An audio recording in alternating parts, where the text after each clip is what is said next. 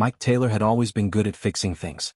Cars, tractors, old appliances, if it had moving parts, Mike could make it work again. His hands were rough from years of labor, crisscrossed with tiny scars from countless repairs. But these same hands could be incredibly gentle when braiding his daughter Emily's hair for school each morning. Since losing his wife to cancer 3 years ago, Mike's world had shrunk to two things: his auto repair shop in Pine Valley and his 10-year-old daughter. Their little blue house sat at the edge of town where the forest began, far enough from neighbors that Emily could play her violin without complaints, but close enough that her school bus stopped at the end of their gravel driveway. That Tuesday night started like any other. Mike was helping Emily with her math homework at the kitchen table. The old refrigerator hummed in the corner, and their dog Rex snored by the wood stove. Emily had just figured out a particularly tricky division problem when the entire kitchen lit up like daytime. "Dad? What's that?" Emily pressed her face against the window as a blinding light streaked across the night sky. Mike joined her, watching as the light disappeared behind the tree line at the back of their property. Seconds later, the ground shook with an impact that rattled dishes in the cupboards. "Stay here," Mike said, grabbing his heavy-duty flashlight from the drawer. "Keep Rex with you. I'll be back soon." "But Dad..." 10 minutes, Em. If I'm not back, call Uncle Pete." He grabbed his worn leather tool bag from the hook by the back door, the same one his father had carried as a mechanic before him. The forest path was familiar to Mike, even in darkness. He and Emily often hiked these woods collecting mushrooms or looking for deer. But tonight, something pulled him forward that wasn't curiosity, but a strange sense of duty. The smell hit him first, burning metal and something chemical he couldn't place. Then came the blue glow from between the trees. The clearing hadn't been there yesterday. Now trees lay flattened in a perfect circle, and in the center sat what could only be a spacecraft. Not some military experiment or weather balloon that the news would later claim. This was something else entirely. Mike's flashlight beam caught movement beside the craft. He froze, his heart hammering as a figure emerged from behind the smoking hull. She, and Mike was somehow certain it was female, stood nearly 9 feet tall with skin the color of a summer sky. Her eyes were large, violet, and currently fixed on Mike with what looked like surprise. Any reasonable person would have run. Mike Taylor took 3 steps forward instead. The alien woman spoke, a series of musical tones that made no sense. She gestured urgently at her ship, where a line of fluid dripped from a torn section of metal. Her movements became more agitated, hands pointing between the leak and the dark forest as if explaining something important. Mike nodded slowly. "Your ship's damaged. You're worried about something." He pointed to himself. "Mike." Then he pointed to her. She blinked those huge violet eyes. "Lyra," she said, stretching the sound. "Lyra," Mike repeated. "Nice to meet you, though I wish it were under better circumstances." He approached the ship cautiously, examining the damaged section. The principles didn't look so different from hydraulics in Earth machines, just much more advanced. The liquid dripping looked like fuel or coolant. "I can fix that," he said simply, pointing to the ruptured line. He opened his bag, pulling out tools that had repaired countless tractors and cars but never an alien spacecraft. Lyra watched with what seemed like disbelief as this small human fearlessly approached her ship with nothing but primitive tools. Mike found a way to clamp the leak temporarily, using parts that looked almost laughably simple next to the advanced technology. As he worked, the alien crouched down to his level. She was still enormous compared to him, but her movements were careful, respectful. She studied his methodical approach, the way he tested each connection before moving to the next step. Once the immediate crisis was contained, Mike stood back, wiping grease from his hands onto his jeans. "That'll hold for now, but it needs a proper fix." Lyra touched the repair gently, then looked at Mike with an expression that needed no translation. Gratitude looked the same across species, apparently. The sound of twigs snapping made them both turn. Emily stood at the edge of the clearing, Rex loyally by her side. Her eyes were wide, but she didn't look afraid. "Dad, you said 10 minutes, she called out. "It's been 15. Mike sighed. His daughter always keeping track of time. "Emily, this is Lyra. Her ship needs fixing." Emily studied the towering blue figure, then nodded as if giant aliens were perfectly normal visitors. "Does she want to come inside? It's getting cold." And that was how the Taylor household gained its most unusual guest, and how a single father's simple act of kindness would change the course of galactic history. The old barn behind Mike's house had become an alien repair shop. Mike had cleared out his rarely used tractor and farm tools, creating space for Lyra's damaged spacecraft.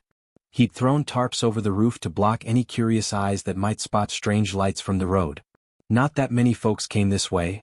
The Taylor place sat at the end of a long dirt road which right now seemed like a blessing. 3 days had passed since the crash. Mike had barely slept, working through problems that would stump most engineers on Earth. The fuel system used principles he recognized, but the materials were unlike anything he'd seen. Still, problems were just puzzles waiting to be solved, and Mike had always been good at puzzles. "Dad, lunch is ready?" Emily's voice called from the barn door. She carried a tray with sandwiches, cut into triangles just the way Mike liked them. At 10 years old, Emily had stepped up after her mom died, learning to cook simple meals and help around the house without being asked. Lyra ducked through the door behind Emily, her tall frame having to bend nearly double to enter the human-sized barn. In daylight, her blue skin had subtle patterns that shifted with her movements, like ripples on water.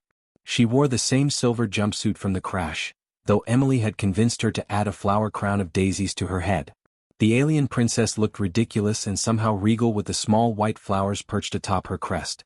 "I brought you a sandwich too, Lyra," Emily said. "I don't know if you can eat our food, but Dad says trying new things is how we learn." Lyra reached for the small device at her throat, a translator that had finally begun working that morning after Mike had helped repair its circuits. "Your offering of sustenance is acknowledged with gratitude, small one." Emily giggled. "You talk funny." "The translation matrix is still adapting to your language patterns," Lyra explained, her voice melodic despite the mechanical edge from the device. She carefully picked up a sandwich, studying it before taking a cautious bite. Her large eyes widened in surprise. "This contains flavor compounds similar to those in our recreational nutrition." "You mean, it tastes good?" Mike asked, wiping grease from his hands with an old rag. "Affirmative. Quite pleasant." Lyra took another bite, careful not to reveal that in her royal palace, food was prepared by molecular gastronomy chefs who would be horrified by such simple fare.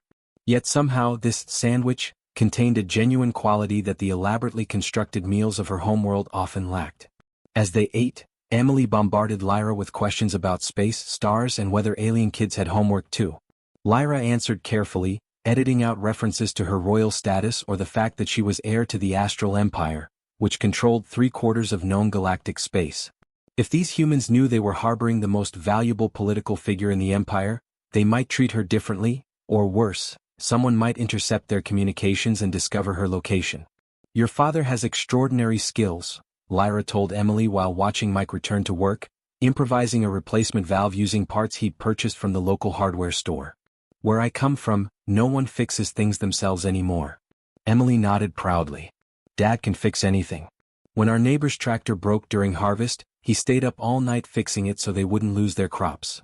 "Is mechanical repair his primary function in your society?" Lyra asked. "You mean his job?" "Yeah, he fixes cars in town.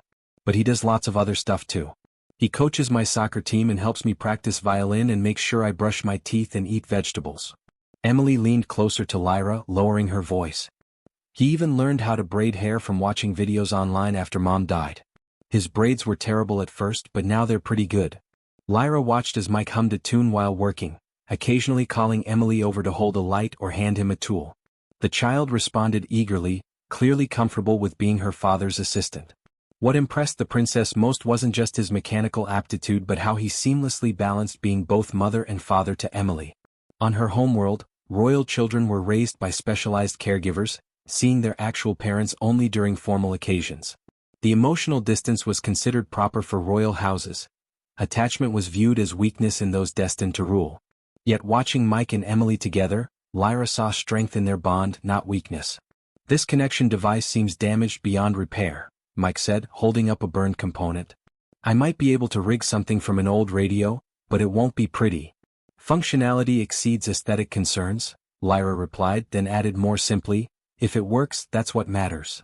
Mike nodded, already deep in thought about how to adapt Earth technology to alien purposes. He didn't notice the way Lyra studied him, with the stunned realization that this unremarkable human from a backwater planet was accomplishing repairs that would challenge the finest engineers in her empire. In 3 days he taught her something her royal education had never included: the value of solving problems with your own hands.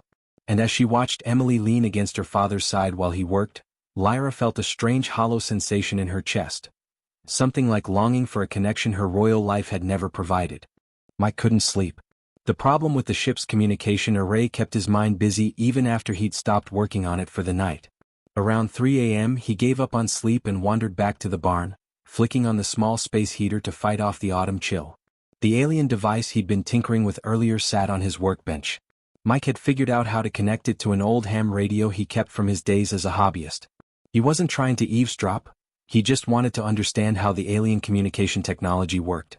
When he connected the final wire, the device hummed to life. Suddenly, voices filled the barn, not English but being translated through the same kind of device Lyra wore. Highest priority to recover the royal heir. Princess Lyridina must be secured before rival houses discover her location. Tracking beacon indicates Sector 378, Primitive World, local designation, Earth. Bounty for recovery is 10 million credits, plus exclusive mining rights. Warning, approach with caution. Princess Lyridina has disabled royal trackers. Standard recovery protocols apply. No witnesses. Mike sat perfectly still, the soldering iron cooling in his hand. Princess. Royal heir. No witnesses. He quietly disconnected the device and walked back to the house. In the spare room where Lyra slept, he found her awake, staring out the window at the stars. "You're some kind of space princess," he stated matter-of-factly, leaning against the doorframe. Lyra's large violet eyes widened, then she seemed to deflate slightly. "How did you learn this information?" "Got your communication thing working. Heard some folks talking about Princess Lyridina." Mike crossed his arms. "They're coming for you. And they don't sound friendly about it. They are recovery specialists. Bounty hunters." Lyra stood, suddenly looking every inch a royal despite wearing one of Mike's old flannel shirts over her jumpsuit. "I must leave immediately. My presence endangers your family." Mike shook his head. "Too late for that. Those fellas mentioned no witnesses. Pretty sure that includes me and Emily." Before Lyra could respond, Rex started barking outside. Mike moved to the window just in time to see 3 lights descending from the night sky. Not meteors but ships. "Time to go," he said, his voice calm despite the situation. He walked quickly to Emily's room, gently shaking her awake. "Hey kiddo, remember our emergency drill? We need to do it for real now." Emily rubbed her eyes but didn't question her father. She grabbed her pre-packed backpack from under her bed and slipped on her shoes. Mike had taught her what to do if there was ever a fire, a storm, or anything unusual, a category that certainly included alien bounty hunters. The 3 of them hurried downstairs. Rex whined at the back door, sensing trouble.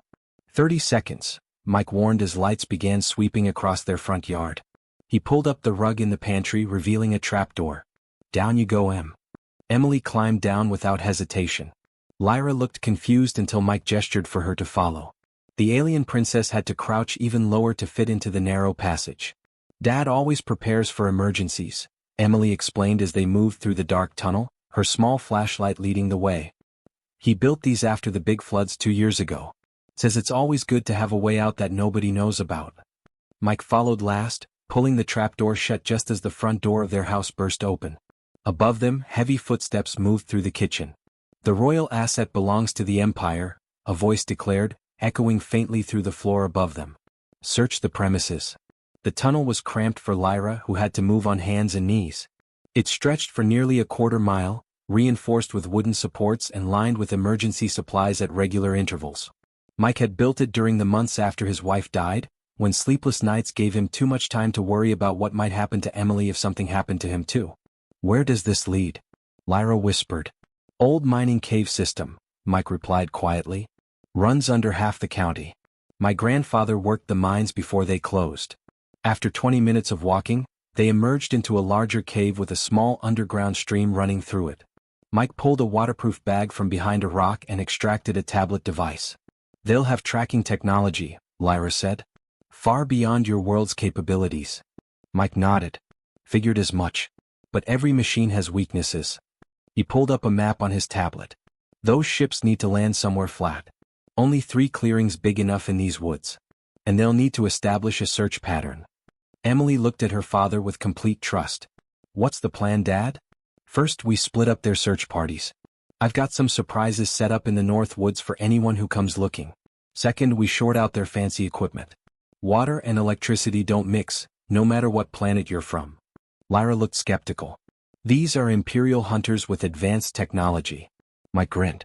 And I'm a mechanic who's been setting up hunting blinds in these woods since I was 12. Let's see whose experience counts for more. Over the next few hours, Mike led them through the cave system, occasionally emerging to set simple but effective traps, tripwires connected to water barrels positioned over electronic equipment, modified car batteries rigged to create electromagnetic pulses that scrambled sensors, and good old-fashioned pit traps covered with branches and leaves.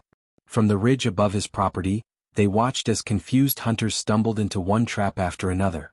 The aliens' high-tech weapons and scanners failed in precisely the ways Mike had predicted. Their ships, grounded after Mike triggered an old mining charge that filled the air with metallic dust that clogged engine intakes, sat useless in the clearing. Your understanding of practical countermeasures is impressive, Lyra admitted, watching the hunters struggle to regroup. Mike shrugged. Just because I've never seen a spaceship before last week doesn't mean I don't understand how things work. Machines are machines.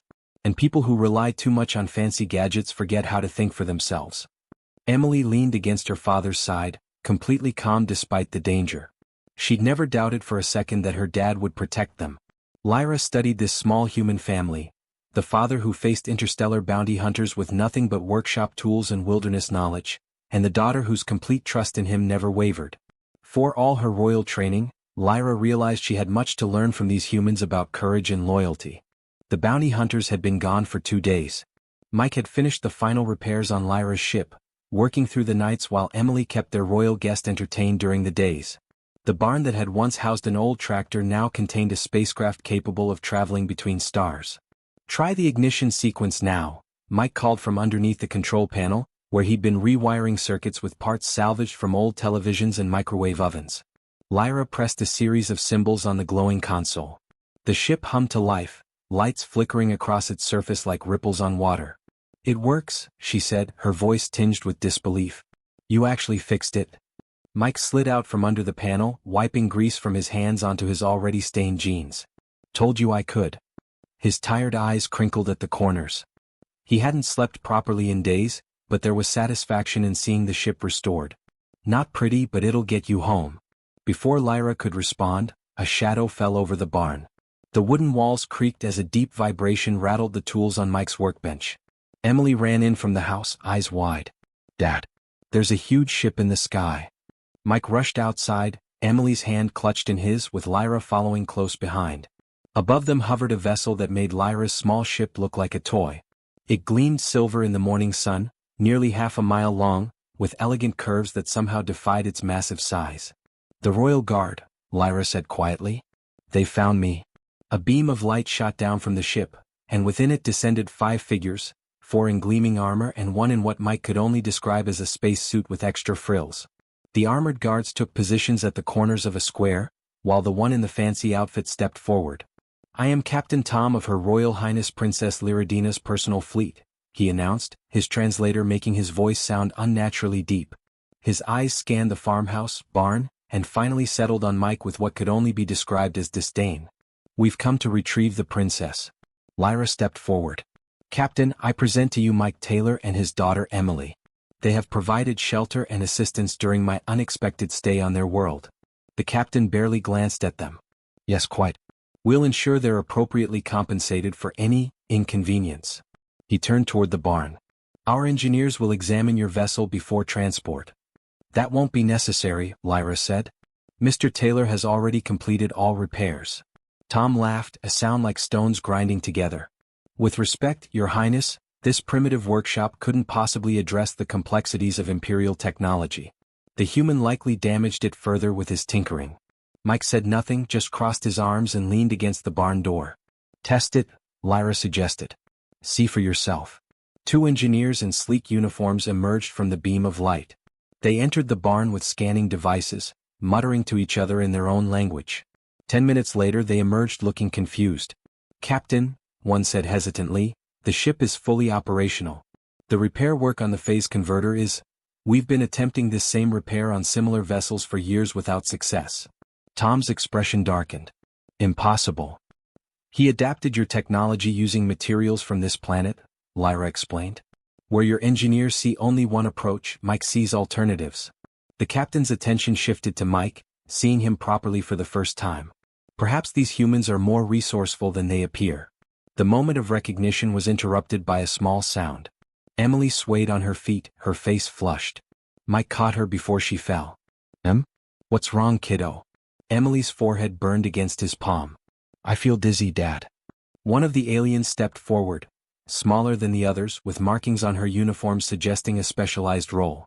I am Linda, Royal Physician to Her Highness. Allow me to examine the child. Mike hesitated, holding Emily protectively. Please, Lyra said softly. Linda is the finest physician in the Empire. Mike nodded reluctantly. The physician ran a small device over Emily, studying the readings with increasing interest. Fascinating, Linda murmured. Her immune system is responding to trace particles from our ship's atmosphere. But instead of becoming ill, her cells are producing an enzyme that neutralizes the particles. She looked up at Mike, then at the captain. This is remarkable. This enzyme structure. It's almost identical to what we've been trying to synthesize to combat the Crimson Plague. What plague? Mike asked, still cradling Emily. Linda explained rapidly, her excitement growing. A disease that has spread through 3 systems, resistant to all known treatments. Millions already dead, billions at risk. We've been searching for a cure for years. She looked at Emily with new eyes. Your daughter's immune response could provide the template for a cure. Her blood contains the key to saving billions of lives. The captain stepped forward, suddenly very interested. We must take her to the Imperial Medical Center immediately. The Empire will be grateful. No, Mike said, the single word cutting through the air like a blade. Mr. Taylor, Tom said, his voice hardening, perhaps you don't understand the significance. I understand just fine, Mike replied, moving to stand between the aliens and his daughter. But Emily's not just some solution to your problem. She's my whole world. Linda began to argue about greater good and saving billions, while the captain made vague references to Imperial authority. Mike didn't budge. Dad. Emily's voice was small but clear. If I can help people, shouldn't I? Mike knelt before his daughter. That's your decision, not theirs. Not even mine. But they don't get to take you anywhere. If they want your help, they ask properly and explain everything. And I stay with you every second. Lyra watched this exchange with growing wonder. In her world, individuals were always sacrificed for the Empire's needs. Even royal children were seen as assets first, people second. Yet here was Mike, a nobody from a backwater planet, standing firm against the most powerful forces in the galaxy to protect his daughter's right to choose. For the first time in her royal life, Lyra witnessed someone valuing family above empire. It struck her then that perhaps Earth had more to teach her people than they had to teach Earth. Captain, she said finally, her royal authority filling her voice, Mr. Taylor is right. We will request, not demand. And whatever happens, this family remains together. The journey to Lyra's homeworld took 3 weeks by Earth time, though Mike and Emily experienced it as just 7 days inside the royal vessel's altered gravity field. Mike spent those days learning about alien technology from the ship's engineers, while Emily became the unexpected center of attention among the crew, teaching them Earth games and songs. When they finally arrived, the view from the ship's observation deck left both humans speechless. The Astral Palace rose from the center of a vast city, its twisting spires made of a crystal-like material that caught the light of 3 suns and scattered it in rainbow patterns across the landscape. It's like a fairy tale castle, Emily whispered, her nose pressed against the viewport glass. Mike said nothing, but his hand tightened on Emily's shoulder. The enormity of their situation was finally sinking in. They were the first humans to visit an alien world, guests of a princess who controlled most of known space, and Emily's blood might hold the key to saving billions of lives. It was a long way from fixing carburetors in Pine Valley. The landing platform extended directly from the palace's middle section. As they disembarked, a procession of blue-skinned officials lined the walkway, each bowing deeply as Lyra passed. Mike felt their curious stares as he walked beside her, holding Emily's hand. Remember, Lyra whispered, the High Council will try to intimidate you. They fear what they don't understand. Wouldn't be the first time I dealt with folks who think they're better than a grease monkey, Mike replied with a small smile. The throne room made the rest of the palace look modest. Ceiling arches soared hundreds of feet overhead, supported by columns that seemed to be made of flowing water somehow frozen in place. Light danced across every surface, creating an atmosphere that felt deliberately overwhelming.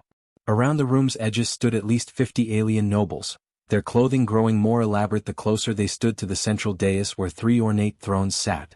The tallest throne was occupied by an elderly blue-skinned figure wearing a crown that appeared to be made of living light. Beside him sat a severe-looking female who shared Lyra's facial features but none of her warmth. "Her Royal Highness Princess Lyridina returns to court," announced a voice that echoed unnaturally around the chamber. A court official approached, indicating that Mike and Emily should kneel. Mike remained standing, his hands still firmly holding his daughter's. "You will bow before the Emperor," the official hissed quietly. "I'm just a mechanic who helped someone in need," Mike stated plainly, his voice carrying across the suddenly silent throne room. "Where I come from, we shake hands. And Emily is my daughter, not your medical experiment." The nobles along the walls gasped. The severe woman on the smaller throne leaned forward, eyes narrowing. "You dare address the imperial court without proper deference?" she demanded. "Mom, enough." Lyra stepped forward, positioning herself between Mike and the thrones. "This man saved my life when our own bounty hunters would have sacrificed me to secure their reward. His daughter's blood may save our people from the Crimson Plague. They deserve our respect, not our protocol." The elderly emperor raised a hand, silencing the murmurs that had broken out. "Approach, human." Mike walked forward, Emily by his side. Up close, the emperor looked tired, his blue skin faded almost to gray around the eyes. "You fixed my daughter's ship with primitive tools," the emperor stated. "Impossible according to our engineers." "Nothing's impossible," Mike replied. "Just haven't found the right approach yet. And you stood against imperial guards to protect your child." Mike shrugged. "Any parent would." The emperor's mouth twitched, almost a smile. "Would they? In this court, children are bargaining chips. Royal offspring are assets of the empire first, individuals second." He glanced at Lyra. "My daughter tells me your world is technologically primitive but rich in qualities our empire has forgotten. Dad says the fancier the tool, the lazier the mind," Emily piped up, then covered her mouth, realizing she'd spoken out of turn. To everyone's surprise, the emperor laughed, a rusty sound as if rarely used. "Out of the mouths of children," he said. "Perhaps we have indeed grown too dependent on our tools." Lyra stepped forward. "Father, I propose an alliance. Not conquest as the council has suggested, but true exchange. Earth has resources beyond minerals and compounds. They have adaptability, creativity, and family bonds that strengthen rather than weaken." "And what would Earth gain from this alliance?" the emperor asked. Mike looked around the vast throne room at technology beyond human understanding, then down at Emily. "A future," he said simply. "A chance for my daughter to grow up in a bigger world than I knew existed." The emperor studied them both for a long moment, then nodded. "So be it. Michael Taylor, I name you Earth's first ambassador to the Astral Empire. You will help us understand your world, and we will help your world prepare for what lies beyond its skies." The court erupted in chaos, some officials protesting, others already calculating advantages. Through it all, Mike remained calm, his weathered hand still holding Emily's smaller one. 3 months later, in their new quarters overlooking the crystal spires of the palace city, Emily hung a picture she'd drawn on the wall.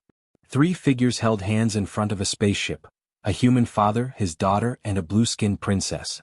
"Do you miss home?" Lyra asked, studying the drawing. "Sometimes," Mike admitted, looking around at their new living space filled with both Earth keepsakes and alien wonders. "But Emily's happy. The medical treatments are working. And I'm fixing things nobody else can figure out." He smiled. "Turns out home isn't always where you're from. Sometimes it's who you're with." Lyra touched the drawing gently. The princess who commanded star fleets and could demand anything in the empire had found in these 2 humans something her vast empire couldn't provide. A family who valued her for herself, not her title. And Mike, the mechanic who once thought fixing cars was his life's work, now repaired connections between worlds.